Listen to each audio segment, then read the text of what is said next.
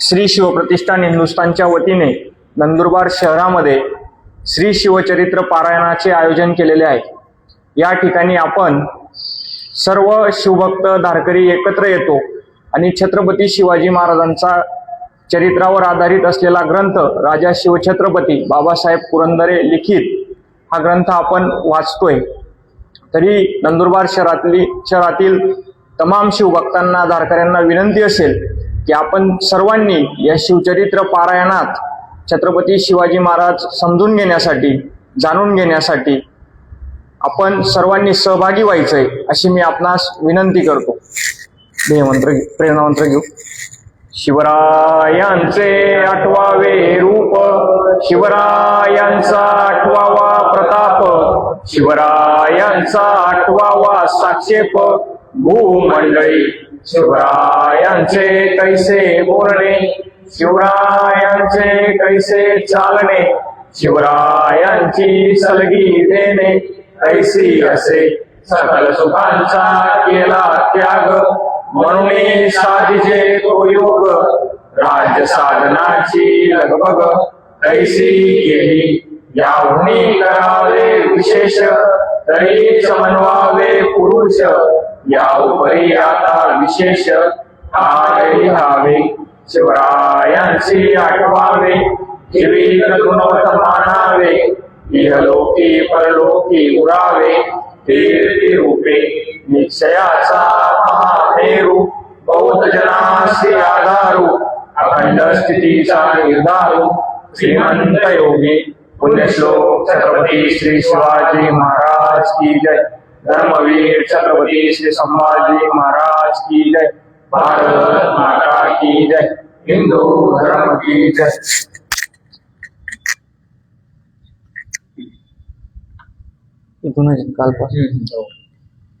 गुलबर्गा उर्फ हसनाबाद येथे असलेली बहमनी पातशाहीची राजधानी बिदरला नेण्यात आली। या बहमनीच्या रियासतीत 5 जबरदस्त सरदार होते। राज्याच्या निरनिराळ्या सुब्यांवर या पाचांची सुभेदारी म्हणून नेमणूक होती। बादशाह चैनीत धुंद होते आणि याच 5 सुभेदारांच्या हातात पूर्ण सत्ता होती। फतेउल्ला, इमाद उल मुल्क, अहमद निजाम अल मुल्क, कुली कुतुब अल मुल्क, युसुफ आदिल खान आणि कासिम बेरीद ही त्यांची नावे। या 5ही सुभेदारांच्या डोक्यात स्वतःचा बादशाह बनण्याची महत्वाकांक्षा पालवली होती। त्यांची नखे आणि जबड्यातील सुळे वाढू लागले, आयाळ पिंजारू लागली। सुलतान दारू पेल्यासकट बुडालेले होते। सुलतान मोहम्मद शाह बहमनीने तर आपले तख्त फेरोज नावांचे देदीप्यमान सिंहासन मोडून त्याचे दारू पिण्याचे प्याले बनवले। नाचे पोरे, नक्कलवाले, खुशमस्करे, खोजे, उन्हाळ, कुटाळ आणि असल्याच बायका या मोहम्मद शहाच्या भोवती सदैव असत। हा काळ इसवी सन 1482 ते 1518 दरम्यानचा राज्यकारभार मग किती उत्तम चालत असेल। बिदरच्या मदरसा आणि म्हणजे पाठशाळा अन त्यातील आदरणीय गुरुजन म्हणजे हजरत तेही दारू पिऊन तर्र असत। बादशाहीतल्या या 5 सुभेदारांनी हळूहळू मुख्य बहमनी बादशहाला गुंडाळून ठेवले। खरे म्हणजे मुद्दाम तसे ठेवावे लागलेच नाही, तो स्वतःच धुंदीत गुंडाळला गेला। आपोआपच हे 5 सुभेदार स्वतःच आपापल्या सुब्यांवर बादशाह झाले। महाराष्ट्रात अगदी बिनबोट राज्यक्रांती झाली। म्हणजे एकाऐवजी 5 सुलतान निर्माण झाले। एलिचपुरास फतेउल्ला इमाद शहाने, अहमदनगरला निजाम शहाने, बिदरला कासिम बेरीद शहाने, विजापूरला युसुफ आदिल शहाने आणि गोवळकोंड्याला कुतुब शहाने आपापली बादशाही थाटली। या 5 युसुफ आदिल हा तुर्कस्थानातून आलेला होता, कासिम बेरीद हा जॉर्जियातून आलेला होता आणि कुली कुतुब हा इराणातून आलेला होता। महाराष्ट्राशी यांचा काही संबंध नव्हता, शुद्ध परके। पण इमाद शाह व निजाम शाह हे मूळचे वेदशास्त्र संपन्न ब्राह्मण होते। बाटले आता बादशाह झाले। बाटले नसते तर श्राद्ध पक्षाची पिंडे पाडीत बसले बसते। अन पिंडाला कावळा न शिवल्यास हातात दर्भ घेऊन हेच पिंडाला शिवत बसले असते. हळूहळू या 5 सुलतानातही स्वतःची सत्ता वाढवण्यासाठी पिपासा दिसू फोफावू लागली. हे एकमेकांचा द्वेष करू लागले. सत्तेची स्पर्धा वाढू लागली. पण ही तहान भागवण्यासाठी मरायचे कोणी? मराठ्यांनी. या 5 सुलतानांचे लक्ष मोठ्या मोठ्या मायेने मराठ्यांवर गेले. सैन्यात किती, राज्यकारभारात ज्या मराठी माणसांची या सुलतानांना फारशी गरज वाटत नव्हती, त्यांना आता मराठ्यांची निकड वाढू लागली. खलजींपासून ते बहमनींपर्यंत गेल्या 200 वर्षात मजुरी, हुजरेगिरी, कारकुनी, पहारेगिरी अन हरकाम्या, बिगारी म्हणून मराठी माणसांचा या बादशाहीत उपयोग केला जात होता. भोई, भिस्ती, चित्तेवान, कुत्तेवान, मशालजी इत्यादी सामान्य नोकऱ्याही मिळायच्या. त्यांच्याकडून वेठबिगारी म्हणजे सक्तीची मजुरी करून घेतली जात होती. वेठबिगारी म्हणजे बिनपगारी राबणूक, सुभेदारी, ठाणेदारी किंवा जामदारी तर राहूच द्या, पण सरकारी रोजंदारी नोकरीही दिली जात नसे. मग सैन्यात सरदारी, सुभेदारी, जहागीरदारी किंवा वजिरी तर 1000 कोस लांब. या काळात बादशाही नोकरी वजीर म्हणून किंवा शाही सरनोबत म्हणून किंवा सरलष्कर म्हणून किंवा मीरबक्षी म्हणून किंवा सदरेजहा म्हणून, वजारत नाब म्हणून किंवा मीर आतिश म्हणून किंवा हुकूमत पनाह म्हणून किंवा खास मुतालिक म्हणून, शाही हरमबकी म्हणून सुद्धा मराठी माणसाला नेमल्याची या 200 वर्षात एकही नोंद नव्हती. गरजच पडायची म्हणून आडाव आणि हशम मराठी असायचे. पण आता मराठी हशमांची, कारकुनांची, बरकरदाजांची, पटाईतांची, जमदांड्यांची, भलाईतांची, ढालाईतांची, नजरबाजांची, तोपचींची, बारगिरांची, तिरंदाजांची, बर्ची बहादरांची, जंग बहादरांची, बुद्धिमान कारखानवासींची, सरकारकुनांची, हिशेब वासींची, तजुरे बेकार हेजिबांची, हुन्नरबाज कलम बहादुरांची आणि कलम कसायांची सुद्धा या बादशांना फार निकडीने गरज वाटू लागली. सामान्यतः इसवी सन 1490 पासून पुढे ही गरज वाढू लागली आणि या बादशायात मराठी समशेरवंतांची आणि कलमवंतांची भरती वाढू लागली. त्यांची ही निष्ठा बादशांच्या ठायी कदंबोस होऊ लागली. मराठी कलमांना आणि कट्यारींना बादशांनी अचूक ओळखले. जरब कायम ठेवून त्यांना कसे वागवायचे ते बादशांनी अचूक हेरले होते. वेळोवेळी दुसऱ्या बादशाही होणाऱ्या लढायात मरायला ही माणसे चांगली. परक्यांसाठी वक्तशीर मरतात, कडकडून झुंजतात, अगदी कोंबड्यासारखी जीव खाऊन मालकाला यश मिळवून देतात. योग्य वेळी त्याला जागेही करतात. खाण्यापिण्याचा त्रास नाही. कुठेही 4 दाणे फेकले की तेवढे टिपीत पोट भरतात. त्यांना मालकानेच कापून खाल्ले तरी त्यांची तक्रार नसते. मोठे चांगले लोक. बादशाही आल्यापासून आतापर्यंत मराठ्यांची फक्त माणसेच मरत होती. आता मने मरू लागली. माणसे मरणेही थांबलेच नाही, पण ते काम आता मराठेच आपसात करू लागले. वतनासाठी, शूद्र मानपानासाठी आणि हेव्या दाव्यांसाठी आता आपसात कापाकापी, जाळपोळ, हाड वैर आणि कटकारस्थान सुरू झाली. बादशाहांची सेवा चाकरी मात्र नम्र निष्ठेने चढत्या वाढत्या पायरीने करीत आपल्या मालकशाहांचे बळ वाढवित होती. 2 सुलतानांच्या झगडेबाजीत बहुसंख्येने मरत होती. दोन्ही बाजूंची मराठी माणसे या गेल्या 200 वर्षांच्या अनुभवातून बादशाहांनी फार चांगल्या युक्त्या शोधून काढल्या. पहिली युक्ती वतनदारी बहाल करण्याची, दुसरी मानपानाचे अधिकार देण्याची.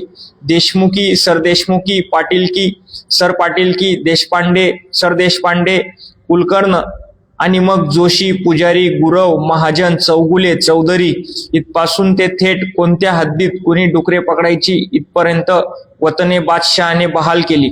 म्हणजेच वंश परंपरेने चालवण्यासाठी भांडणे ठरवून टाकली. त्याला जोडून गावकीतले मानपान आलेच. त्यातूनही खून, माऱ्यामाऱ्यांची पंचांगे मांडली जाऊ लागली. बादशाही अंमल सुखरूप चालवण्यासाठी या शाही युक्त्या अचूक ठरल्या. या शाही मसाला हत्यारवंत धाडसी घराण्याच्या बाबतीतही बादशाहाने वापरात आणला. देशमुख्या, सरदारक्या आणि लहान मोठे किताब बादशाहने बहाल करावयास सुरुवात केली. आपल्या सख्या भावाचेही बेलाशक खून कसे करायचे आणि बादशाही चरणांची अत्यंत इमानी चाकरी कशी करायची त्याचे शिक्षण या वतनदाऱ्यातून, मानपानातून आणि किताबखान्यातून बादशाहांनी चालू ठेवले. देवगिरीचे स्वराज्य बुडाल्यापासून आदर्श सहनशीलता कित्येक मराठी माणूस शिकवत होता.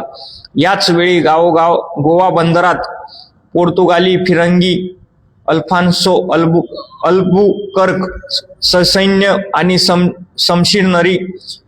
समिशनरी येऊन उतरला. गोमांतकांचे फिरंगान झाले.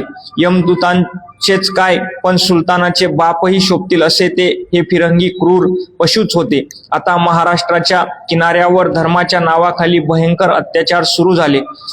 गोमंतकात कदंब राजांनी हौसेने व भक्तीने बांधलेली सुंदर सुंदर मंदिरे या फिरंग्यांनी जमीनदोस्त करण्यास सुरुवात केली.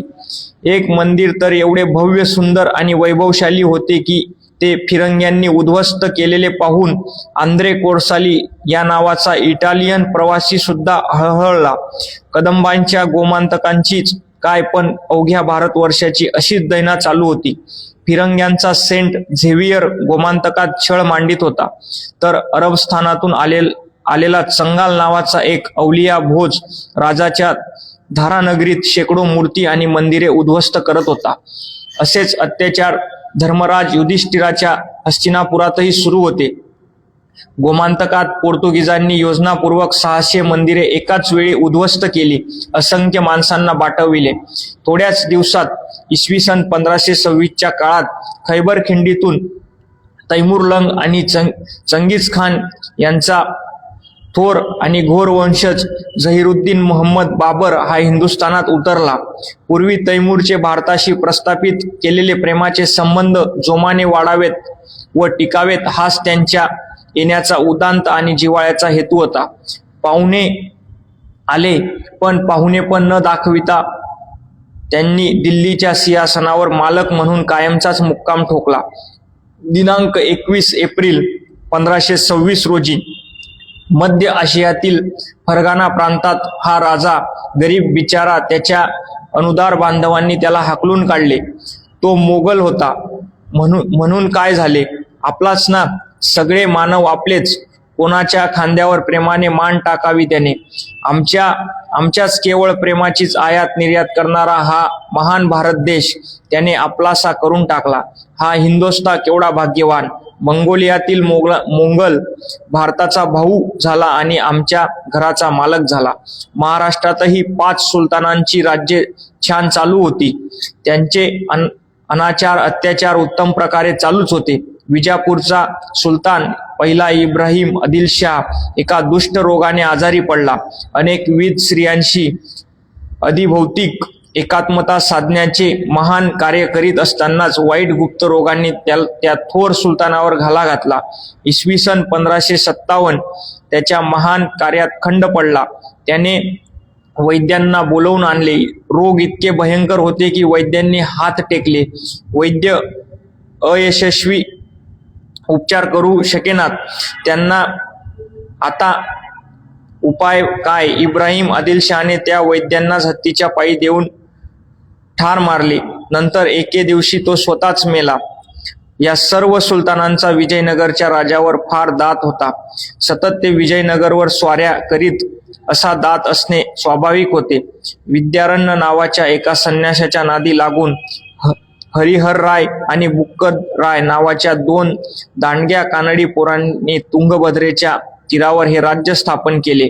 त्यामुळे या सुलतानांना दक्षिणेकडील द्राविडी प्रदेशावर हल्ले करता येईनात. विजयनगरचे अच्युतराय, कृष्णदेवराय, हरिहर राय वगैरे सर्वच राजे भयंकर हेकट आणि संकुचित मनाने होते. त्यांनी आपले कर्नाटकचे स्वराज्य समृद्ध आणि बलाढ्य करून ठेवले होते. किती ही संकुचित आत्मकेंद्री भावना, या विजयनगरचा कायमचा काटा काढण्याचा बेत हुसेन निजामशाह, अली आदिलशाह, इब्राहिम कुतुबशाह आणि अली बेरीजशाह या थोर सुलतानांनी केला. इसवी सन 1564 नोव्हेंबर हुसेन शहा जवळ एक अत्यंत प्रचंड तोफ होती. मुलूक मैदान ती त्याने बाहेर काढली. या चौघांचा सेना समुद्र जमा झाला. लाखो फौज गोळा केली. शिवाय मोठा थोरला तोफखाना सज्ज केला आणि हे दल तालिकोटच्या रोखाने निघाले.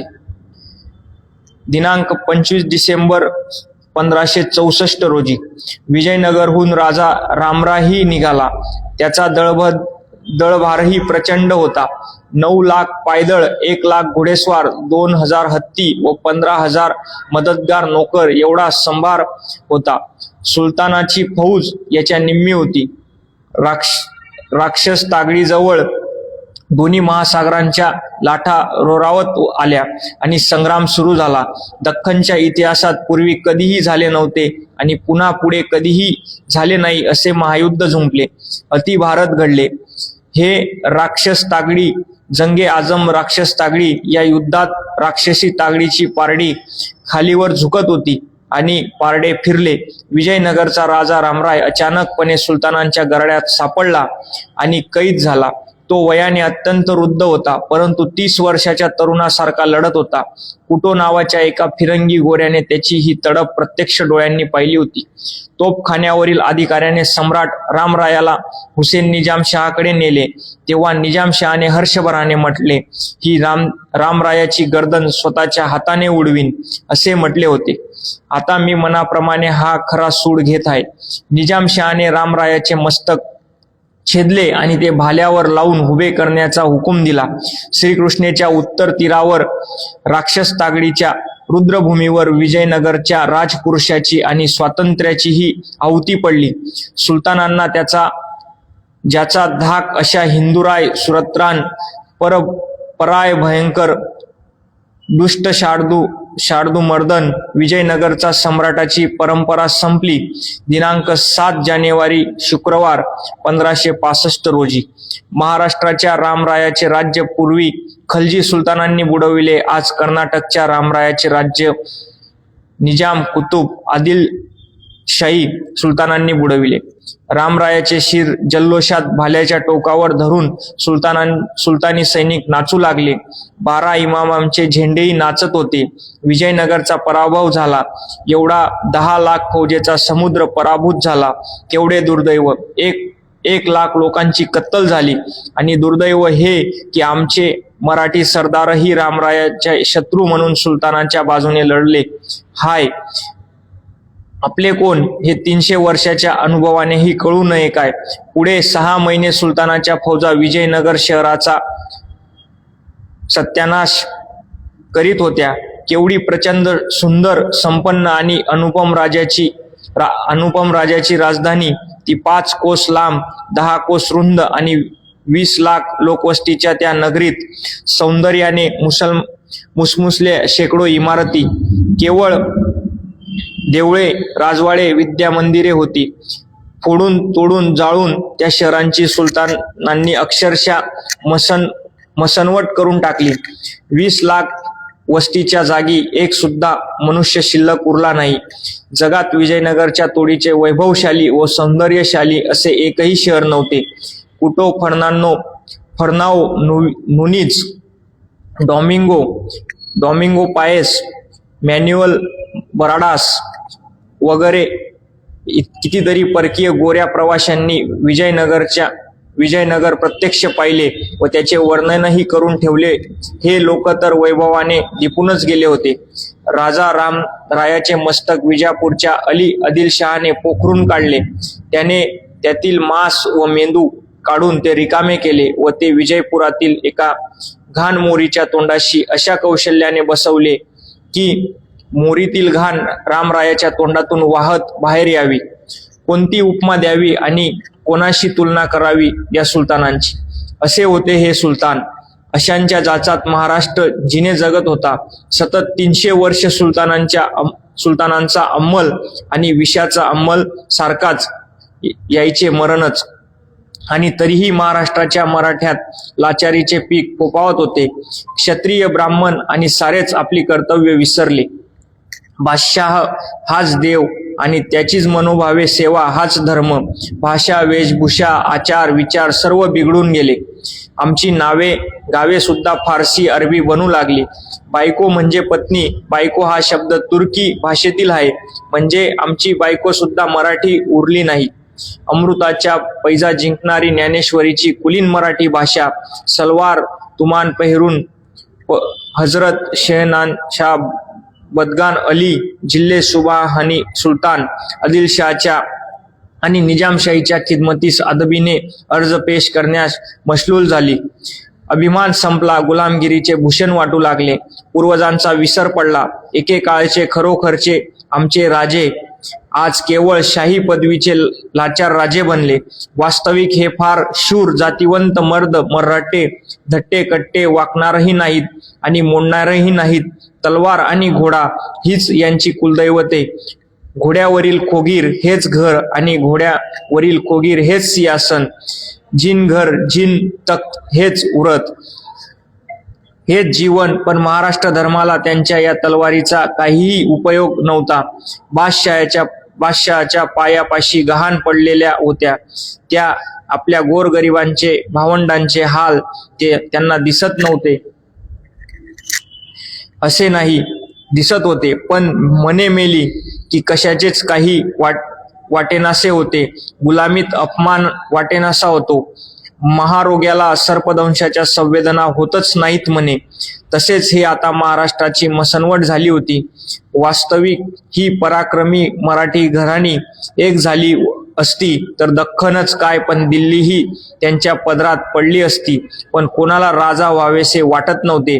देवगिरीच्या तख्ताचे वारस म्हणवून घेणारे जाधवरावच जेथे बंदे गुलाम बनून शहाला मुजरे करीत होते, तेथे इतरांचे काय? आता पारतंत्र्य अंगी भिनले होते. शंकरदेव यादवांच्या आणि हरपालच्या स्वाभिमानाचा अंशही उरला नव्हता. पण 300 वर्षापूर्वी महाराष्ट्राची माती करून गेलेल्या अल्लाउद्दीनच्या रानटी आकांक्षेतून उठलेले हजारो अल्लाउद्दीन आजही तितक्याच हिराहिरीने कत्तलच्या रात्री गाजवीत होते. ही गुलामगिरी आणि लाचारी पाहून चिडत होता फक्त सह्याद्री.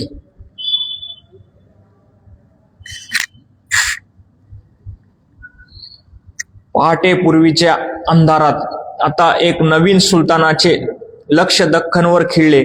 तो दिल्लीचा मोगल सुलतान अकबर. मेवाडच्या राजपुतांची शिकार करून दमलेला अकबर रक्तशोषणाकरिता दख्खनकडे वळला.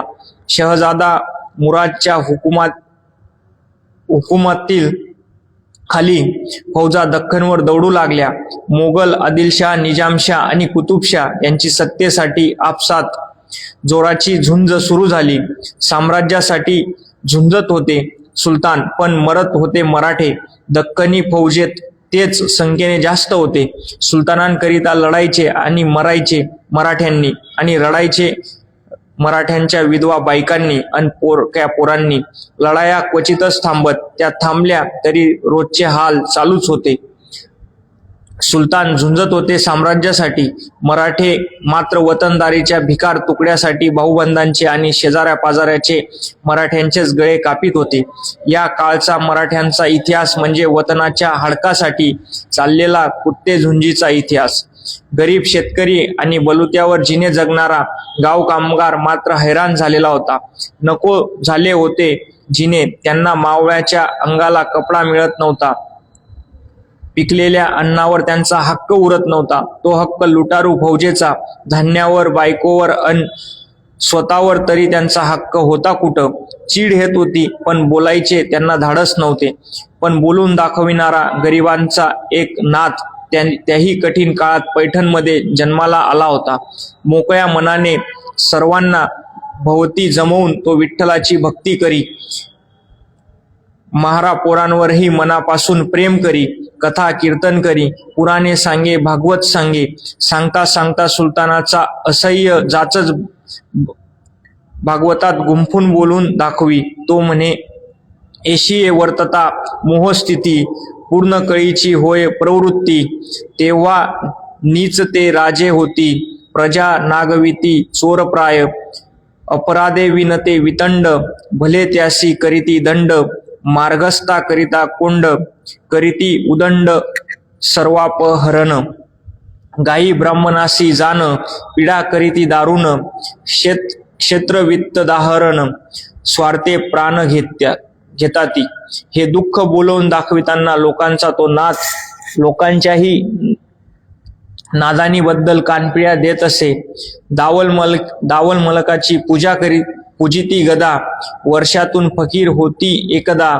मग डोला होता थंड खाती मलिदा तुर्कांचे खरकटे.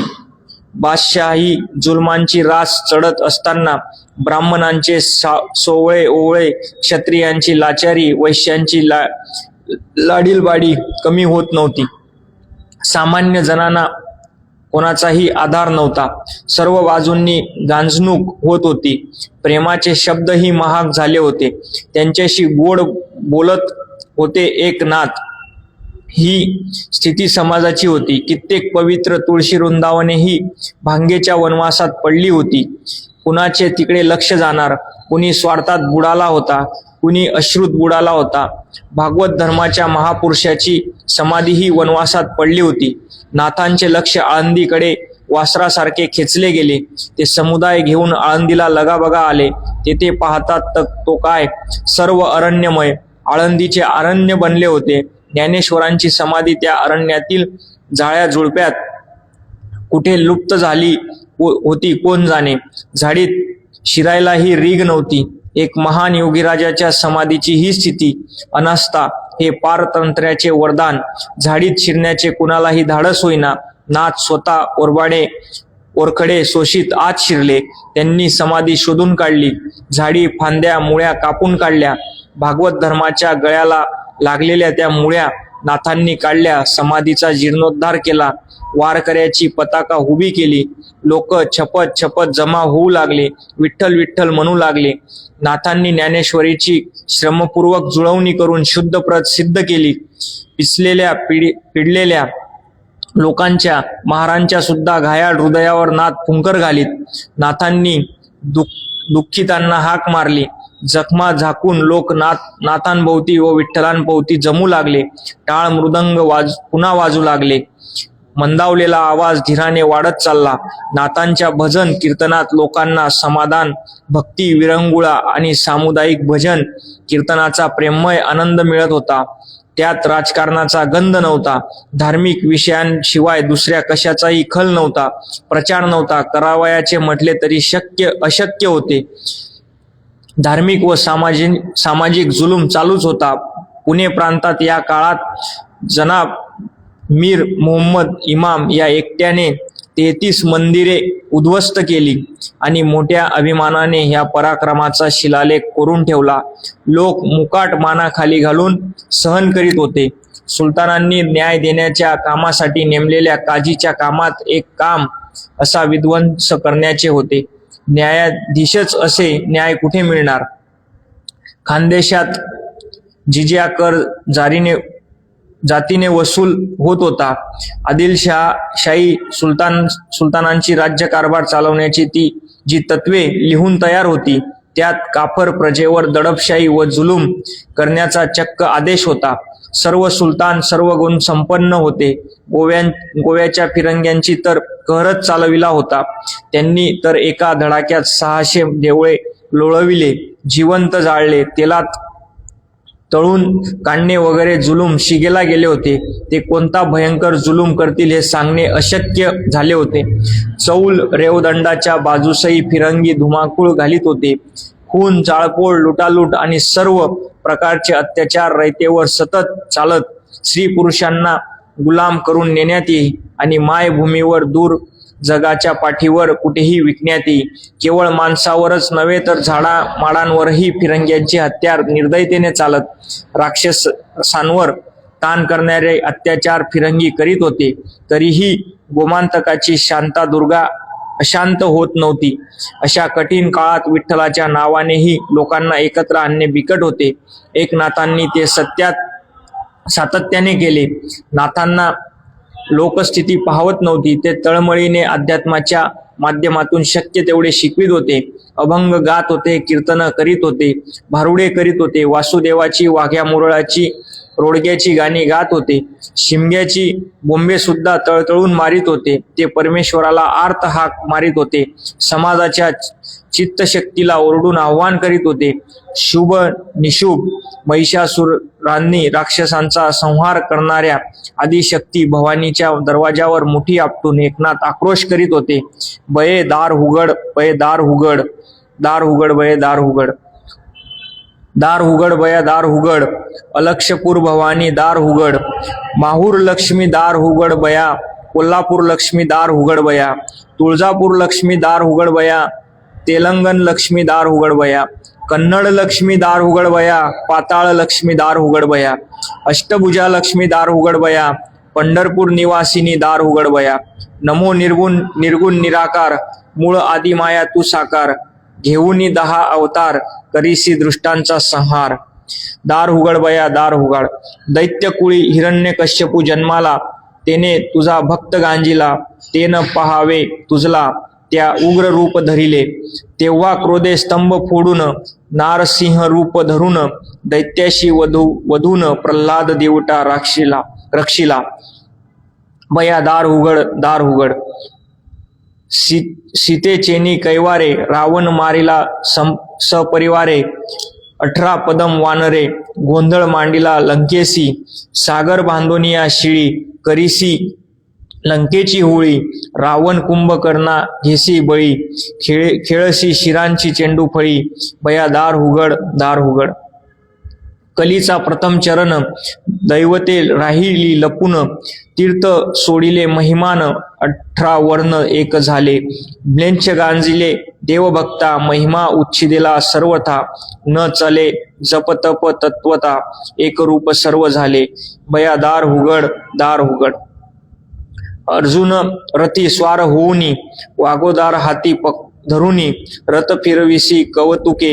बया दार उघड दार उघड, गणवाद्य भम भम, दन दन कड कड, तोची गोंधळ अंबे तुझ प्रती. बया दार उघड दार उघड, ऐसे तुझ न पहावे जान, म्हणून बैसलीसी मौन धरून, विटेवरी समचरण ठेवून, निवांत बैसलीस बया. नवखंड तुझी चोळी, 6 पातळी पाऊले गेली, 21 स्वर्ग मुकुटी झळाळी. बया दार उघड दार उघड, शंख चक्रांकित शोभली, कोटी चंद्र सूर्य प्रभा वेल्लाळी, एका जनार्दनी माऊली, करी कृपेची सावली. बया दार उघड दार उघड, दार उघड दार उघड. महाराष्ट्राच्या सर्व देवतांना आदिशक्तीच्या स्वरूपात पाहून नाथ परिस्थितीच्या भयान अंधारात दार ठोठावीत होते. ते ओरडून भवानीला विचारित होते, हे जगदंबे, तू राम होऊन रावणाला मारलास, नृसिंह बनून हिरण्यकश्यपू फाडलास, अर्जुनाच्या रथावर बसून गीता सांगितलीस, अनेक संकटांच्या प्रसंगी धावलीस. आता म्लेच्छांनी देवभक्तांना गांजले आहे, तीर्थे क्षत्रे भ्रष्टली आहेत, देवदेवता लुप्त झाल्या आहेत, लोकही काम मोह क्रोधांनी 6 शत्रूंच्या तडाख्यात सापडले आहेत, आणि तू मौन धरून बसली आहेस. काय हे, तुलाही आमची अंतर्बाह्य दुःखस्थिती पाहविनीशी झाली म्हणून का तू दार बंद करून निवांत बसली आहेस? माऊली धाव, कृपा कर, दार उघड दार उघड. नाथांचा आणि अनाथांचा तो आक्रोश महाराष्ट्र भैरवीच्या कानी आदळत होता. राज्य अंधाराचे होते. 16व्या शतकांच्या उंबरठ्यात उभे राहून भवानी पुढे हात जोडून नाथ हाकारित होते, बये दार उघड दार उघड. आणि अंधारातच दार किंचित किलकिल्ले होते.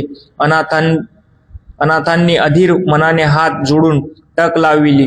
किलकिलण्या दाराच्या बारीक फटीतून नंदादीपांचा प्रकाशझोत बाहेर पडला. मालोजी राजे भोसले. ते एक वेरूळच्या वावरात. ते एक फार प्राचीन मंदिर होते. कुणी म्हणत पांडवांनी वनवासात असताना बांधले, कुणी म्हणत अयोध्यापती रामाने वनवासात असताना बांधले. खरे कुणी बांधले कुणास ठाऊक. फार प्राचीन काळी कुणी तरी बांधले हे निश्चित. मग कुणी वनवासात असताना बांधले की सुवासात असताना बांधले हे आतल्या देवालाच ठाऊक. पण सध्या मात्र तो देव स्वतःच वनवासात पडला होता. मंदिरातील सुवास संपला होता. देवगिरीच्या वैभवकाळी दुधाच्या धारांखाली तो न्हात असे. सुवर्णांचे लखलखते दीप त्याच्या सान्निध्य तेवत असत. रुद्राचे गंभीर पण प्रसन्न स्वर त्याच्या गाभाऱ्यात घुमत असत. कोणी एकेकाळी देवाच्या कल्याणार्थ भयंकर हालाहल प्राशन करून होरपळलेल्या निळकंठ घृष्णेश्वर आपला दारुण दाह शमवण्याकरता त्या प्रशांत शीतल सुगंधी मंदिरात विसावला होता. तो त्या क्षणात शमला तेथे, पण ते दीप विझले. घृष्णेश्वराचा शमलेला दाह पुन्हा उफाळून आला. ते सुंदर मंदिर मोळकळीस आले, भेगाळले, खिळखिळे झाले. फुले सुकली, अभिषेकाच्या दुग्धधाऱ्या आटल्या. घृष्णेश्वराचे केवढे वैभवशाली मंदिर ते! भारतवर्षातल्या 12 ज्योतिर्लिंगांपैकी एक. जसा जसा सौराष्ट्रात प्रभास पट्टणाचा वैभवशाली सोमनाथ, तसाच देवगिरीजवळ वेरूळचा घृष्णेश्वर. स्वतःच्या वैभवाची उठल्या सुटल्या घमेंड मिरवणाऱ्या व पार्वतीला हिणवणाऱ्या हिमालयाला सुद्धा आपल्या या जावयाचे वैभव पाहून हेवा वाटला असेल. पण ते आता संपले होते सारे. सोमनाथाच्या ठिकऱ्या उडाल्या होत्या आणि घृष्णेश्वराच्या फक्त ठिकऱ्या उडाल्या नव्हत्या. घृष्णेश्वराचे सारे भक्त हलाहल होऊन भयंकर अशा पारतंत्र्याच्या आगीत होरपळत होते. खाली आग, वर आग, 10 दिशात आग. मस्तकाचे फुटाणे उडत होते. 1, 2 नाही, 300 वर्ष सतत चंद्र आणि सूर्य अंधारात उगवत होते आणि अंधारात मावळत होते. पण एक आश्चर्य होते. नित्य नेमाने एक व्यक्ती त्या मंदिरात देवदर्शनास येत होती. शरीराने धिप्पाड, पण मुद्रेवर परम श्रद्धाभाव. वेशभूषा अस्सल मराठ्यांची आणि चालणूक करारी कुळवंताची. ओसाळ माळावर पडीक बनलेल्या या शिवालयात ती व्यक्ती हळहळत शिरे. घृष्णेश्वराची ती दैन्यावस्था पाहून तो पुरुष खेदावलेला दिसे. काय ही अवकळा! काय आपल्या पुरुषपणाचा आणि भक्तीचा उपयोग! हे परमेश्वर, शिवालयात ही आपल्या हातून रक्षिले जाऊ नये काय? याची ही अवकळा आपल्या हातातून दूर होऊ नये काय? असे खिन्न भाव त्याच्या मुद्रेवर स्पष्ट दिसे. त्याचे काळीज घायाळ झालेल्या पाखरासारखे तळपडे. तो आर्त भावाने हात जोडून काहीतरी मागणे मागे.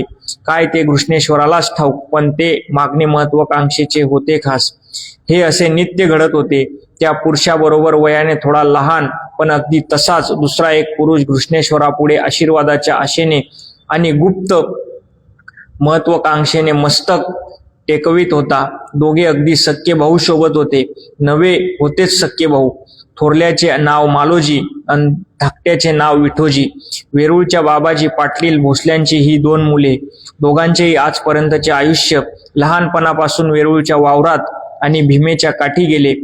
बाबाजी भोसल्यांना 10 गावाची पाटीलकी होती. त्यांच्या वाडवडिलांनी या पाटीलक्या मिळवल्या होत्या, म्हणजे विकत घेतल्या होत्या. पुणे प्रांतात भीमेच्या काठी देऊळगाव, हिंगणी, बेर्डी, जिंती वगैरे गावांचे वेरूळ, वावी, मुंगी, बनसेद्रे वगैरे यादवपट्टीतल्या गावांचे पाटीलपण व शेतीवाडी सांभाळून बाबाजी भोसले राहत होते. त्यांची वंशपरंपरेने राहत होते. पाटील आणि शेतकरीच, पण स्वतःला राजे म्हणवीत. बाबाजी राजे भोसले यांची वंश परंपरेने अशी प्रामाणिक समजूत होती की आपण प्रभू रामचंद्रांचे वंशज आहोत, राजपूत आहोत. उदयपूरच्या राणा प्रताप सिंहांच्या सिसोदिया घराण्याच्या अस्सल अवलादीचे आहोत. अल्लाउद्दीनाशी चित्तोडच्या वेळात लढून आपल्या 7 पुत्रांसह मेलेला राणा लक्ष्मणसिंह हा आपला मूळ पुरुष आहे, असे ते मानित. मोठा अभिमान वाटे त्यांना. वास्तविक क्षत्रियांचे रक्त पण गुलामगिरीत कुणबावा करीत होते. तलवार खुंटीला राहिली होती.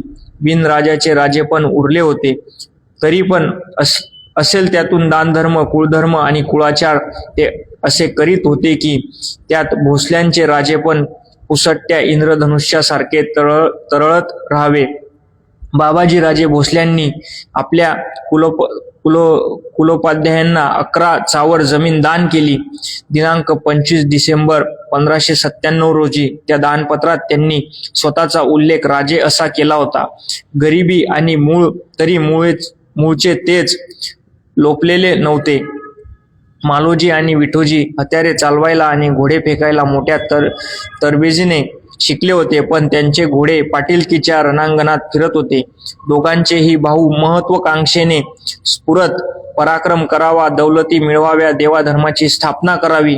आपल्या घृष्णेश्वराचे देऊळ पडीक झाले आहे, ते साय संगीने उद्धारावे असे त्यांना फार फार वाटे. पण पराक्रम गाजवायचा कुठं, कुणासाठी? मालोजी राजांच्या ईश्वरनिष्ठ परमधार्मिक पण महत्वाकांक्षी मनात विचार उठू लागले. त्यांच्या अंतःकरणात उपभोगाची तहान नव्हती, धार्मिक व लोकोपयोगी कार्याची तळमळ होती. त्या उदांत हेतूने त्यांचे मन थबकले होते. मालोजी शंभू भवानीचा निस्सीम भक्त होता. तो सोमवारचे व्रत करी, पूजा केल्याशिवाय, बेल वाहिल्याशिवाय आणि तीर्थ घेतल्याशिवाय तो मुखात अन्नाचा कण व पाण्याचा थेंब घालीत नसे.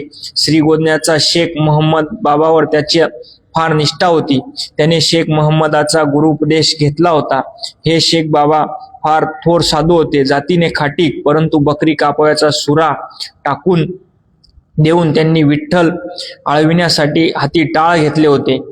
असे कसे झाले? फणसात गरे कुठून आले? नारळात पाणी कसे आले? तसेच बाभळीच्या झाडाला आंबे आले पाडा. शेख महम्मद अविद त्यांचे हृदयी गोविंद. कृष्णेश्वराच्या मोळकळलेल्या मंदिराकडे पाहिले की मालोजींच्या मनाचा टवका उडे. तो शिखर शिंगणापुरासही जाई. तेही दैवत केवढे पवित्र, जागृत. सौराष्ट्राला सोमनाथ मानदेशी येऊन शिखर शिंगणापुरात राहिला होता. भोसल्यांचा तोही कुलदैव, पण त्याचीही केवढी आभाळ दैना. देवदर्शनासाठी येणाऱ्यास पुरेसे पाणी नव्हते. प्यायला तेथे लोक पाण्याविना तळमळत. मालोजीला ती तहानलेली तोंडे पाहवत नसत. इथे लोकांच्या ओटी आपण पाण्याचा घोट घातला पाहिजे असे त्यांना फार वाटे. अनेक पवित्र ठिकाणी गैरसोयी, अडचणी आणि हाल आपण दूर करावेत असे त्यांच्या मनात येई. पण करावे कशाच्या बळावर? त्यासाठी गाडीभर पैसा लागतो. केलेले टिकवायला बळकट सत्ता लागते. एवढा पैसा आणावा कुठून? अन सत्ता? पण त्यांच्या मनी स्वप्नी मनोराज्य हीच सध्या मनोराज्याचा राजा होता. आणि एके दिवशी अप्रूप घडले. मालोजी आणि विठोजी शेतात खणत असताना त्यांच्या कुदळी अडखळल्या. खन असा आवाज उमटला. आश्चर्य! माती दूर सारून पाहिले तर हंड्याचे तोंड, पिवळ्या धमक लक्ष्मी मातीच्या थराखालून हसत होती. मालोजींचे डोळे गिरगिरले. अपार धन! मालोजीला भूमिगत धन अवचित सापडले. शंकर पार्वतीची कृपा कुठेच मावेना एवढा त्याला आनंद झाला. डोळ्यापुढे बेलाची पाने लवलवू लागली. घृष्णेश्वर, शिंगणापूर, पाण्याचे तळे, दानधर्म आता सगळे करायचे. धन वर काढले. खनखन खनखन लक्ष्मीचे नुपुरे वाजत होती. आणि मालोजीच्या मनात घनघनत होती घृष्णेश्वराची घंटा आणि दौडत होत्या खडाखड घोड्यांच्या टापा. पण महत्वाचा प्रश्न उभा राहिला. आता एवढे मोठे धन ठेवायचे कुठे? सांभाळायचे तरी कसे? मालोजीला लगेच एका जीवलगाची सही झाली. श्रीगोंद्याचे शेषाप्पा नाईक पुंडे. मालोजीचा आणि शेषाप्पांचा मोठा लळा जिव्हाळा होता. पिढ्यानपिढ्यांचा घरोबा विश्वासही तसाच. त्यांनी ठरविले की धन शेषाप्पाच्या घरी ठेवायचे. त्याची मूठ चिरेबंदी आहे. एक गुंजभरही त्यातून गळायचे नाही. मालोजी शेषाप्पाच्या कानाशी एकांतात कुजबुजला. शेषाप्पा आनंदाने गदगदले. मालोजी म्हटले की नाईक, आता हे ओझे तुम्हीच सांभाळायचे. जसे जसे लागेल तसे तसे नेईन. नाईकांनी प्रेमाची जोखीम घेतली. त्यांची श्रीगोंद्याच्या पेठेत मोठी सावकारी होती. त्यांच्या वाडा हुडा तसाच बळकट जडावाचा होता. मालोजीने धन शेषाप्पाच्या हाती दिलं आणि ओंजळीने खर्चित आरंभिला. घृष्णेश्वराचा जीर्णोद्धार मांडला.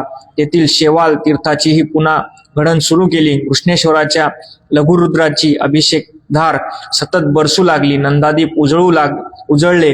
सुवास दरवळू लागला.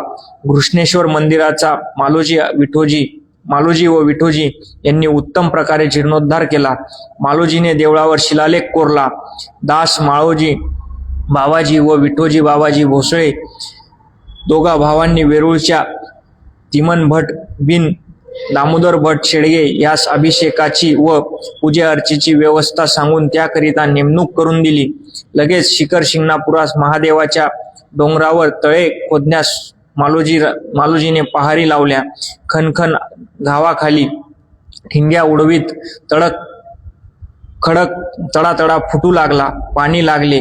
औरत चौरस तलाव पाण्याने तुडुंब भरला. देवदर्शनाला येणारा प्रत्येक जण ते गोड गार अमृत पितांना भोसले भावांना आठवू लागला. यात्रा वाढू लागली. भोसले भाऊ अगदी कृतार्थ झाले. तळे तयार झाले. तसेच डोंगरावर शिवाची सेवा करीत एक साधू पुरुष राहत होते. त्यांचे नाव गोदड स्वामी विरक्त व परमभक्त, खाली भुई व आभाळ हे त्यांचे घर. मालोजींचे लक्ष त्यांच्या उघड्या देहाकडे गेले. त्यांनी स्वामींना तळ्याच्या तीराजवळ मठ बांधून दिला. सत्व पुरुषाला सावली झाली. भुकेला यात्रेकरू पोटभर जेवून व गोड पाणी पिऊनच डोंगरावरून उतरावा ही मालोजींची इच्छा. त्यांचे मनच फार मोठे, खानदानी, दिलदार. त्यांनी खोदलेल्या तळ्यासारखेच. मालोजीने कमीत कमी 5 गरजवंत अतिथींना पोटभर पुरेल इतका शिदा वाटण्याची मोहीम शिखरावर करून दिली. मोहीम म्हणजे नेमणूक. वेरुळात दोघा भावांनी आनंदसिद्ध घृष्णेश्वर ज्योतिर्लिंगाच्या देवालयास पूजे अर्चेसाठी बागायती जिरायती जमीन दिल्या. तेलवातीची कायमची व्यवस्था केली. इतर अनेक देवस्थानांची अशीच थोडीफार व्यवस्था केली. शिवाय भव्य दरवाजे, चिरेबंदी, भव्य वाडे बांधले. पानपोया, धर्मशाळा, विहिरी बांधल्या. अशीच काहीतरी सत्कृत्य केली. तो आता धर्मात्मा शोभू लागला. त्याची कीर्ती पसरू लागली. लोक गुण गाऊ लागले. धर्मकृत्य करीत असतानाच मालोजींची नजर तलवारीकडे गेली होती. त्याने पदरी हत्यारबंद मराठी जवान जमा केले. बागा सजवली. मालोजी हत्यारबंद फौजबंद बनला. शहाणे, कर्तबगार, निष्ठेचे ब्राह्मण कारभारी त्याने पदरी ठेवले. आपल्या वतनी उत्पन्नाची व्यवस्था त्याने त्याच्यावर सोपवली. स्वतंत्रपणे पदरी असा जमाव जमविणे म्हणजे धाडसाचेच होते. एरवी तो बंडखोरच ठरला असता. परंतु यावेळी मोगलांच्या स्वाऱ्यांचा निजामशाहीत धुमाकूळ चालला होता. एक जबर शत्रू अहमदनगरची निजामशाही दौलत घशात घालू पाहत होता. यावेळी निजामशहाला व त्याच्या वजीर मालिक अंबर यांनाच माणसांची लढण्यासाठी जरुरी होती. मालोजींचे नाव बादशहाच्या कानी गेले. एक धिप्पाड खानदानी मराठी पदरी पागा ठेवतो आणि स्वतः शूरही तसाच आहे हे शहाला समजल्यावर त्याने आपण होऊन नोकराकरिता मालोजींना फरमान धाडले. त्याचा वजीर ममलकत मदार याकूत मालिक अंबर चंगीज खानाशी हबशी मोठा शहाणा, मत्सुदी व दूरदर्शी सेनानी होता. ताबडतोब मालोजी दौलताबादेत जाऊन निजामशाह पुढे हाजीर झाला. मालोजींच्या मागोमाग विठोजी दरबारात दाखल झाला. बादशहाने मालोजीला पुणे व सुपे परगण्याची जहागीर देऊन दोघांनाही पदरी ठेवले. ही जहागीर 5,000 होती. मालोजी राजांच्या हाताखाली आता थोडा भूभाग झाला. हाती पडेल त्याचा चांगल्या कामी उपयोग करावयाचा हे धोरण राजांनी ठेवले. विठोजी राजांसारखा हर उद्योगात लक्ष्मणासारखा पाठ राखणारा भाऊ त्यांना लाभला होता. मालिक अंबरने माया करून आणखी थोडी गावे मालोजी राजांना दिली आणि मालोजी राजांच्या दारात हत्ती झुलू लागले. वैभव आले, पण राजांच्या देवावरचे आणि लोकांवरचे प्रेम रतीभरही उणे झाले नाही. त्यांच्या जहागीरांच्या मुलखातले मावळ मराठे सावलीसारखे सुकावले. राजांनी परगाण्याची आबादानी केली. लोकांवर मायेची पाखर धरली. त्यांनी कौल दिला, साधते तेवढे साधून पुण्यकर्म करावे तसे त्यांचे मन. कारण बादशहाची मर्जी म्हणजे लहरी वारे, केव्हा कसे वातील हे काय सांगावे. सुलतान म्हणजे कृतज्ञ, कामापुरते तळी उचलतील, काम संपले की सुळी चढवतील. मालोजी राजांच्या पत्नीचे नाव होते उमाबाई. मालोजी राजांची उमा एका मोठ्या तालेवार सुभेदाराची मुलगी होती. पलटणच्या नाईक निंबाळकरांची ती लेक. उमाबाईचा स्वभाव फार प्रेमळ होता. ती जशी धार्मिक तशीच भारदस्त व उदार होती. पतिव्रताही तशीच. उमाबाईचा भाऊ वनंगपाळ उर्फ वनगोजी नाईक निंबाळकर मोठा जबरदस्त गडी होता. त्याचा सरदारी विजापूरच्या आदिलशाही दरबारात होती. लोक त्याच्या शूरपणावरून म्हणत, राव वनपांगळ 12 वजिरांचा काळ असे तिचे माहेर होते. मालोजी राजांच्या आणि उमाबाईच्या मनाला एक रुखरुख फार लागून राहिली होती. त्यांना पुत्र नव्हता. दोघेही पती पत्नी देवापाशी उजवा कौल मागत होती. उमाबाई फार धार्मिक होती. पुत्रप्राप्तीसाठी राजे व उमाबाई शिवाची आराधना करीत होते. व्रतवैकल्ये होते. उमाबाईची साधू सत्व पुरुषांवरही भक्ती होती. अहमदनगरचे शाह शरीफ पीरालाही तिने नवस केला होता. देवापाशी सतत तिचे मागणे एकच, मला सुपुत्राची आई कर. आणि लवकरच उमाबाईस दिवस गेले. दोघेही आनंदली. शंभू शिकरेंचा राजा प्रसन्न झाला. पुत्र झाला. साधारण इसवी सन 1600चा सुमार. मुलगा फार देखणा आणि सुदृढ होता. मुलाचे नाव ठेवले शहाजी राजे. मालोजी राजांनी खूप मोठा दानधर्म पुत्रोत्सव केला. 2 वर्षे उलटली आणि त्यांना दुसरा पुत्र झाला. त्याचे नाव ठेवले शरीफजी. शहा व शरीफजी ही नावे नगरच्या शाह शरीफ पीरावरून ठेवली. उमाबाईच्या मांडीवर सुख खेळू लागले. रुईच्या कापसासारखे सुखाचे दिवस भुरभुरू उडत होते. मालोजी राजे पुत्राच्या गोड सहवासात आनंदात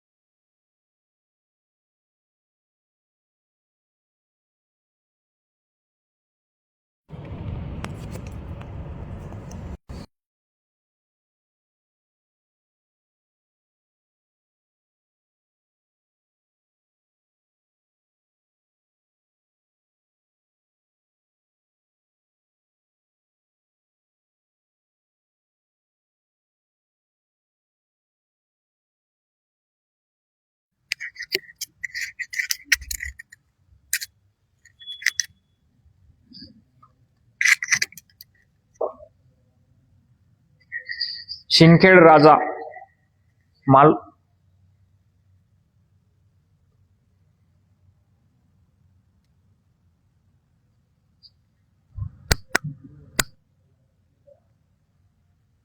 मालोजी राजे गेले.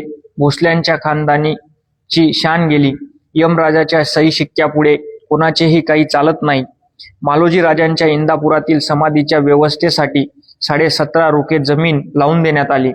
आता विठोजी राजांपुढे प्रश्न होता, मालोजी राजांच्या पुणे प्रांताच्या जहागिरीचा. बादशाह व मालिक अंबर हेही जहागीर तगीर करतात की काय अशी धास्ती वाटत होती. कारण शहाजी राजांचे वय होते फक्त 5 वर्षाचे. वाली धक्क झाले. औलाद नातवान तेव्हा जहागीर जप्त होणार असे स्पष्ट दिसू लागले. पण वजीर मालिक अंबर मोठ्या दूरचा नजरेचा होता. विठोजी भोसले शूर आहेत, तो जहागीर सांभाळील. मालोजी राजांची जहागीर शहाजी राजांच्या नावाने तशीच चालू ठेवावी. भोसले माणसे फार कर्तृत्वाची व शूर आहेत, जपावीत, लढायात कामी येतील. जर पुढे शहाजी राजा शूर निघाला तर उत्तमच, नाहीतर विठोजीच्या हयातीपर्यंत चालवू, पुढे जप्त करू असा हिशेब करून जहागीर कायम ठेवण्याचा निर्णय त्याने घेतला. बादशाह निजामशहाने स्वतः होऊन विठोजी राजांना तशरीफ फरमावली. त्याप्रमाणे विठोजी राजे दोन्ही पुतण्यांना पोटाशी धरून दरबारात हुजूर दाखल झाले. सुलतान निजामशहाने जातीने त्यांचे सांत्वन केले. राजे मालोजी भोसले गेले म्हणजे शाही तख्ताचीच शान शौकत बर्बाद झाली. राजे केवळ समशेरीचे फर्जंद होते, पण नशिबापुढे वकिली चालत नाही. बादशाह सांत्वनाचा मजकूर बोलला. त्याने मातमपुरसी केली. शहनशाह बादशाह मोठे रहमदिल जहागिरीच्या सनदा व वशरे त्याने शहाजी राजास इनायत करून निरोप दिला. शहाजी राजे वयाच्या 5व्या वर्षी निजामशाहीचे जहागीरदार झाले. पुणे व सुपे जहागिरीचा कारभार विठोजी राजे पाहू लागले. मुलांच्या पालन पोषणाकडे त्यांचे सदैव लक्ष असे. मुले मोठी होऊ लागली. शैशव संपले, बाळपण आले. बाळपणही लपू लागले. किशोरपण उगवले. रुंद छातीच्या, पुष्ट खांद्याच्या, चमकदार डोळ्यांच्या, बळकट दंडांच्या व बागदार नाकाच्या देखण्या शहाजी राजांना किंचित मिसरूड फुटू लागले. वयाच्या 13 ओलांडली. शस्त्रास्त्रात राजे हळूहळू पटाईत होऊ लागले. विठोजी राजांच्या व उमाबाईच्या मनात शिंदखेडकर, लखुजी राजे, जाधवराव म्हणजे निजामशाहीतली फार मोठी असामी. 27 महालांची जहागीर होती. त्यांना शिवाय शिंदखेड, मेहकर, साखरखेर्डा वगैरे खासगत महाल त्यांच्या वतनातच होते. शिंदखेडला आणि देऊळगावला वाडे-हुडे बांधून जाधवरावांनी डौलदार दौलत थाटली होती. त्यांचे दैवत बालाजीचे देऊळ राऊळ त्यांनी फार चांगले ठेवले होते. देऊळ गावात एक भक्कम गडीही होती. त्यांची लखुजींना 12,000 फौजेची सरदारी होती. शिंदखेड गाव चांगला गजबजलेला होता. जाधवरावांना दौलतही होती, पागा होती, मान होता, हत्ती झुलत होते. पण सर्वाहूनही मोलाचा ठेवा परमेश्वराने प्रसन्न होऊन त्यांच्या पदरी घातला होता. तो ठेवा म्हणजे त्यांची लेक जिजाऊ. जाधवरावांची ही लेक होतीच अशी देखणी व बहुगुणी, जशी सोन्याच्या समईतील लवलवती सोनेरी ज्योतच, चपळ, नाजूक, सुंदर, प्रसन्न आणि तितकीच ज्वलंत दीपकळी. लखुजी जाधवांची लाडकी लेक जिजाऊ हसऱ्या शहाजी राजाच्या शेजारी जिजाऊ शोभावी कशी, अभिमन्यू शेजारी उत्तरा जशी. खरोखर जिजाऊंसारखे कन्यारत्न श्रीने पैदा केले होते. विठोजी राजांनी जाधवरावांशी सगाईने बोलणी लावली. सनईची लेकरं उठली. लखुजी जाधवराव तर हरकून गेले. शहाजी राजांसारखा सोन्याचा तुकडा जावाई म्हणून लाभतोय हे पाहून ते आनंदले. लगीनघाई उडाली. कामाधामांची गर्दी उठली. जाधवरावांनी ज्योतिषबुवांना अवतान धाडले. ज्योतिषबुवा आले, पुरोहित आले. भोसले राव जाधवराव बैठकीला बसले. रावांनी मुहूर्त पुसला. ज्योतिषांनी नवग्रह, तिथी, नक्षत्रांचे गणित मांडले. बोटावरती मिळवणी केली. अनुकूल पाहिले. शुभमंगल मुहूर्त सांगितला. कुंकवाचे टिळे लावले. तांबडे तुषार उडाले. दरवाजाच्या कपाळपट्टीवर गणरायाची आसनं ठोकली. मांडव पडला. बोहले सजले. ताशे चौघडे जळजळू लागले. मांडवाखाली धावपळ उडली. दरवाजावर तोरणे लटकली. जाधवरावांची जिजाऊ लगीन साज सजली. तिच्या पावलांवर कुंकवाची स्वस्तिके उमटली. हळदी लागल्या. हिरवा चुडा किणकिणू लागला. माळी मळवट लागला. त्यावर अक्षता चिकटल्या. बाशिंग मुंडावळ्या भाळावर विराजल्या. शहाजी राजांच्या अंगावरही लगीन साज चढला. त्यांच्या डोळ्यात नवरेपणाची झाक तरळू लागली. देवक बसले, लामण दिवे लागले. कृष्णा वंशाची राजसबाळी रामकुळीच्या राजकुमाराला माळ घालावायला उभी राहिली. मुहूर्ताची घटका बुडाली. तोफा, बंदुकांचा आणि टाळ्यांचा कडकडाट झाला. अंतरपाट दूर झाला. अक्षतांची वृष्टी झाली. शहाजी राजांची मान लक्ष्मीपुढे लवली. जिजाऊने राजांना माळ घातली. चंद्रवंश सूर्यवंश एक झाले.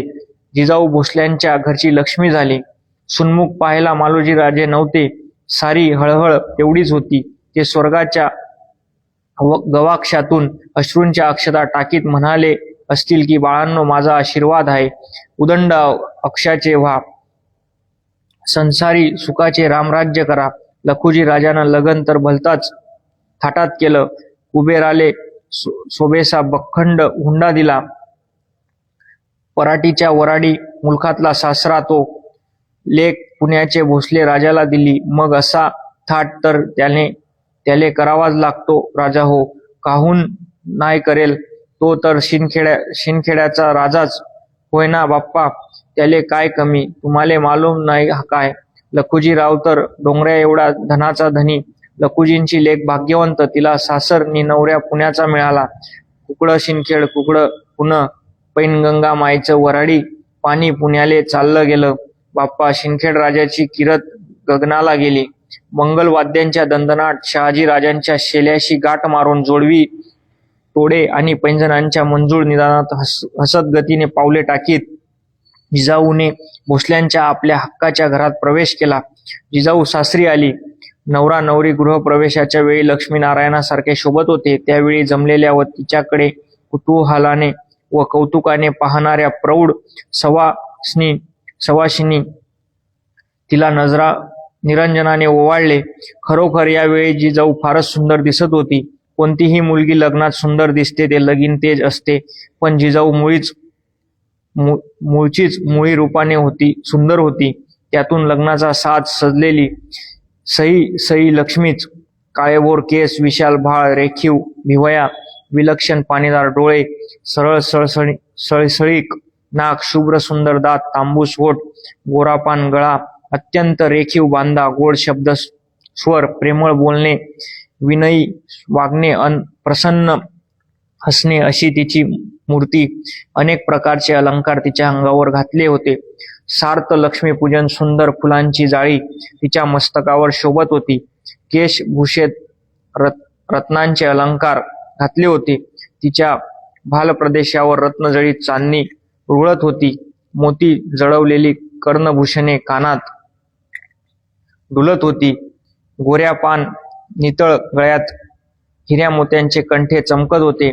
दंडात सुबक वाकी होत्या. हातात रत्नांच्या बांगड्या होत्या. ती भरजरी शालू नेसली होती. अंगात तिने जरीच्या सुंदर काठांची चोळी घातली होती. कमरेवर कमरपट्टा होता. पायात तोडे व पैजण होती. बोटात रत्नभूषणे होती. खरोखरच मूर्तिमंत राजलक्ष्मी, दुसरी उपमाच नाही.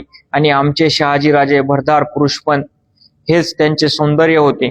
गृहप्रवेशानंतर उभयवंतांनी उमाबाईस नमस्कार केला. सासू आनंदली गहिवरली. तिने आपल्या सुनेला हृदयाशी धरून खूप शुभ आशीर्वाद दिले. तिचे आणि अति कौतुक केले. विठोजी राजांनाही धन्यता वाटली. खरोखर भोसल्यांची भाग्यभवानी उदेली. भोसल्यांच्या कुळात सौभाग्य आलं. नवा आनंद आला. वराळची रुक्मिणी सोन्याच्या पावलांनी पुणे प्रांती आली. लवकरच शरीफजी राजांचेही लगीन दणाणले. विश्वासराव नावाच्या कुळवान मराठा सरदाराची लेक नवरी केली. तिचे नाव दुर्गाबाई. जावाजावांनी आपापल्या पतीला हसवले. सासूचे दुःख निविले. मुलांच्या व सुनांच्या सहवासात उमाबाई दुःख विसरली. विठोजी राजांची मुलांकरिता सतत मोठ्या मायेने कष्ट घेतले. त्यांचा स्वतःचा संसार चांगला भरभरलेला होता. त्यांच्या बायकोचे नाव होते आऊबाई. त्यांना एकूण 8 पुत्र होते. त्यांची नावे होती संभाजीराजे, खिळोजीराजे, मालोजीराजे, मंबाजीराजे, नागोजीराजे, परसोजीराजे, त्र्यंबकजीराजे व कक्काजीराजे. हे सर्व भोसले भावंडे विठोजी राजांच्या भोवती मोठ्या खेळीमेळीने आणि जीवाभावाने वागत होती.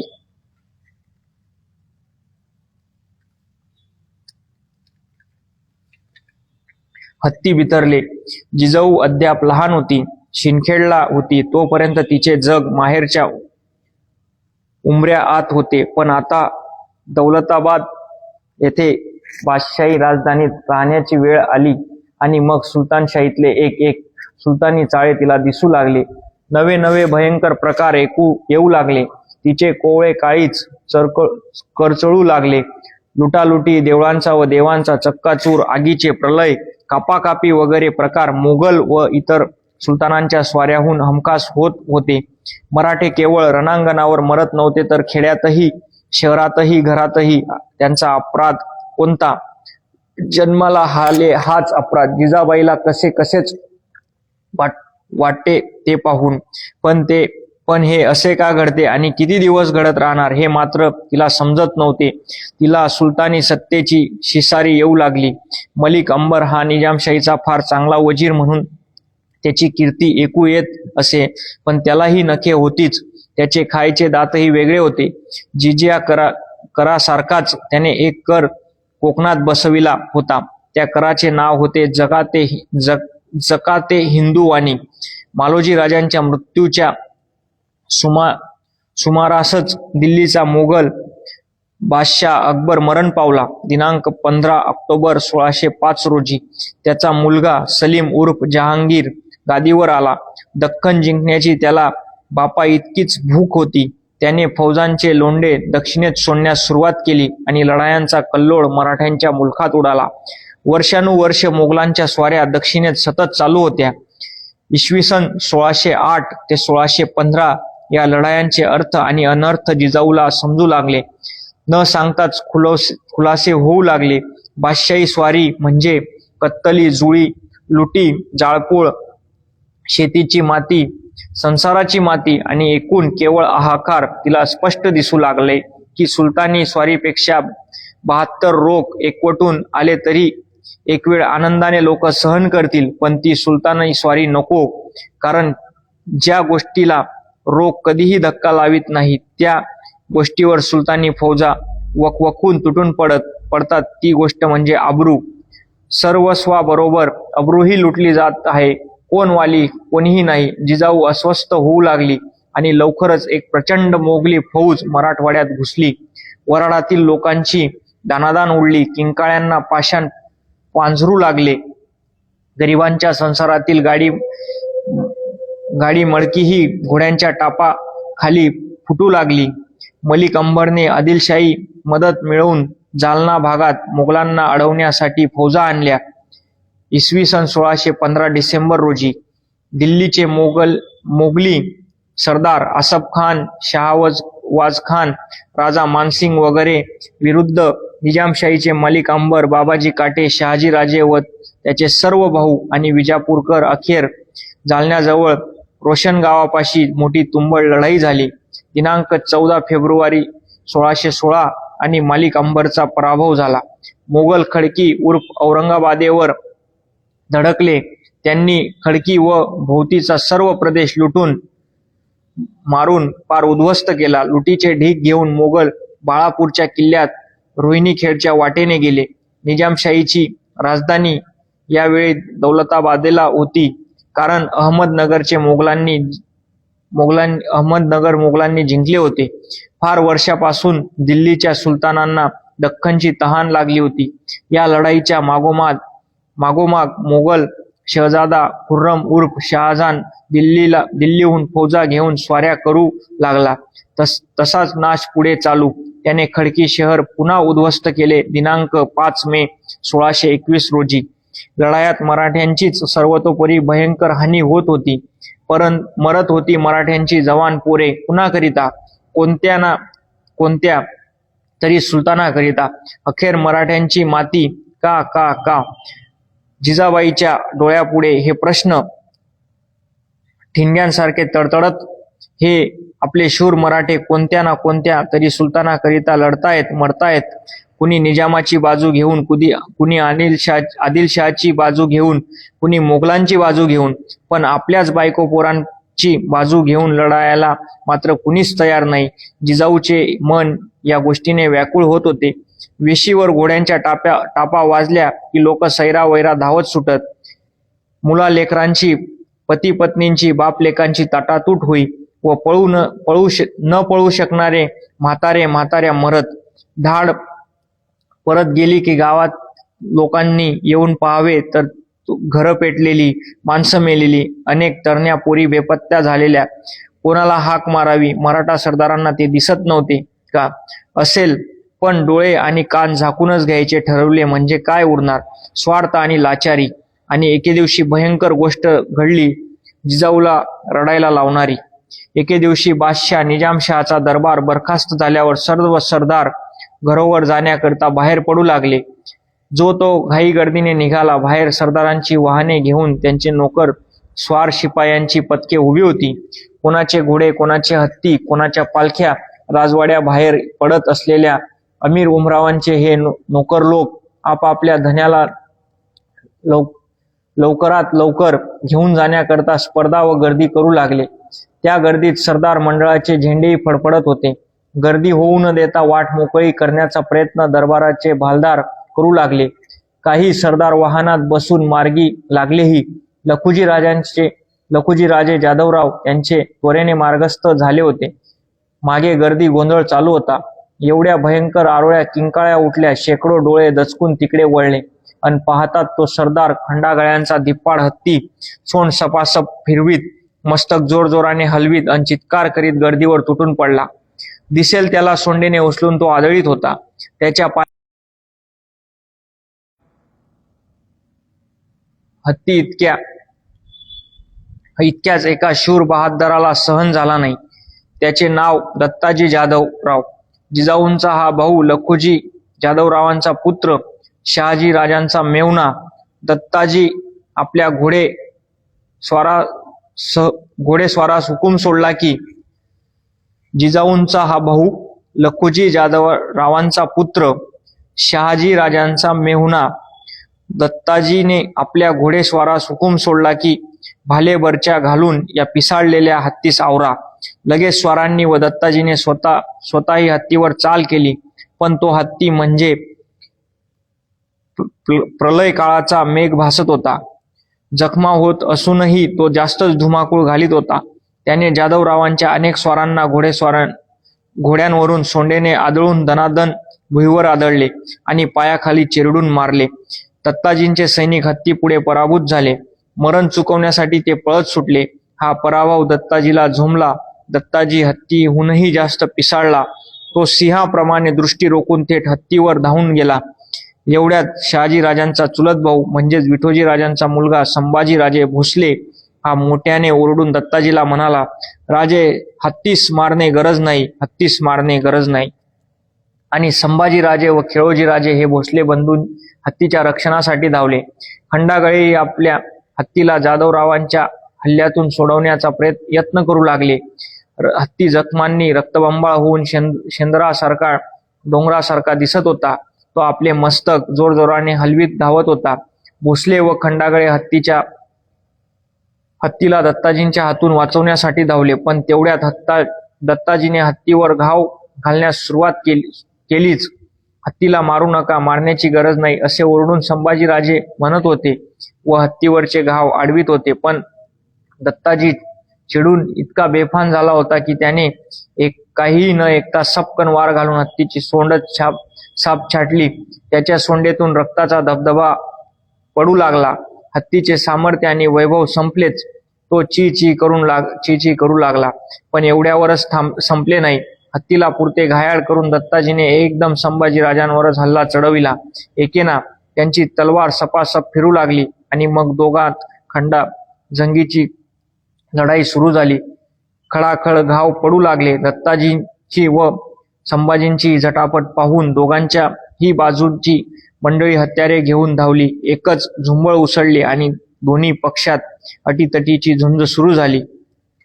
आपल्या चुलत भावावर आपला मेहुणा तुटून पडलेला पाहून खुद्द शहाजी राजांना संताप आला आणि आपल्या व जाधवरावांच्या संबंधाकडे दुर्लक्ष करून शहाजी राजे संभाजी राजांच्या मदतीस धावले. दत्ताजी ढाल तलवारीने लढत होता. तो इतक्या विलक्षण आवेशाने तलवार फिरवीत होता की जणू आपल्या भोवती त्याने तेजोवलयच बनविले होते. त्या आकस्मिक युद्धामध्ये सामील झालेल्या वीरांच्या गर्जनांची दिशा बधीर झाल्या. अनेक मुंडकी जमिनीवर गडगडत लोळू लागली. रक्तांच्या सड्याने धुळा दबला आणि उडाला. दत्ताजी जाधवराव उडाला. संभाजी भोसल्यांच्या हातून दत्ताजी ठार झाला. लखोजींचा मुलगा भोसल्यांच्या हातून मेला. राजे लखोजी जाधवराव आधीच पुढे निघून गेलेले होते. ते खूप दूरवर गेलेले होते. एवढ्यात वाऱ्याच्या वेगाने मुलाच्या वधाची ही बातमी त्यांच्याकडे दौडत आली आणि मग भयानक ज्वालामुखीच भडकला. ही बातमी ऐकून लखोजी संतापले, लाल झाले. त्यांच्या अंगाची लाही उडाली. त्यांच्या क्रोधाने सृष्टी शहारली. तसेच माघारी फिरले. संभाजी भोसल्यांना ठार मारण्याकरता, सूड घेण्याकरिता उघड सुडाच्या गर्जना करीतच ते धावत सुटले आणि आलेच. गदारोळाप्रमाणे ते त्या धुमाकुळात घुसले. त्यांचे ते डोळे, भिवया, ओठ, दात अगदी बिथरले. लखोजींना समोर लढताना दिसले ते शहाजी राजे भोसले, प्रत्यक्ष जावाई. लाडक्या लेकीचं सौभाग्य.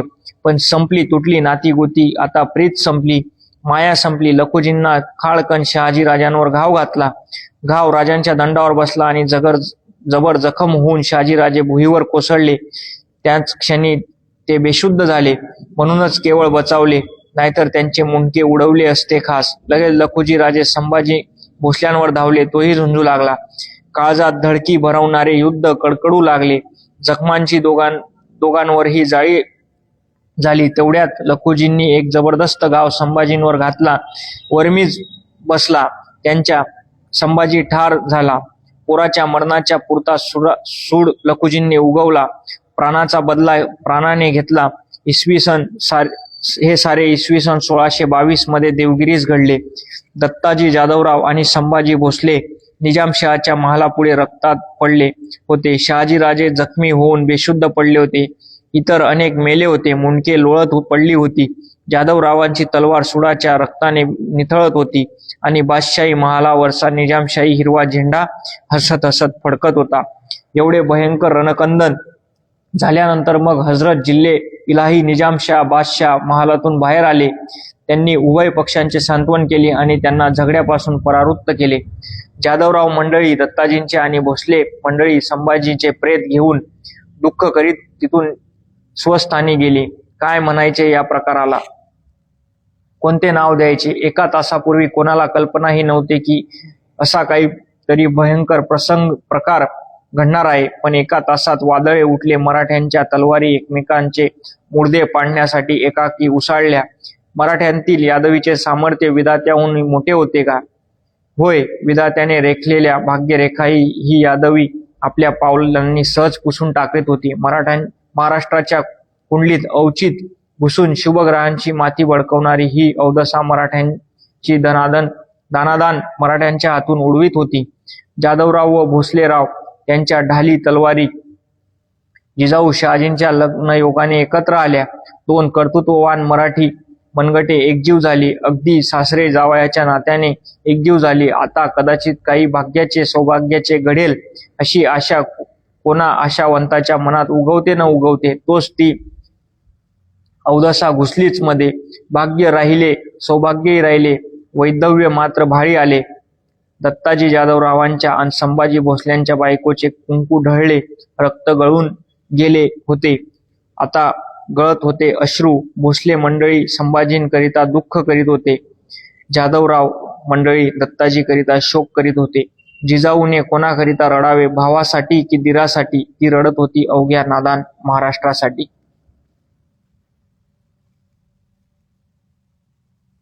जय शिवराय. उद्यापासून परत आपलं शिवचरित्र वाचण्याचा, शिवचरित्र पारायणाचा कार्यक्रम चालू राहील. तरी आपण सर्वांनी या शिवचरित्र पारायणात सहभागी व्हावं असं मी आपणास श्री शिवप्रतिष्ठान हिंदुस्थान नंदुरबार विभागाच्या वतीनं विनंती करतो. जय शिवराय.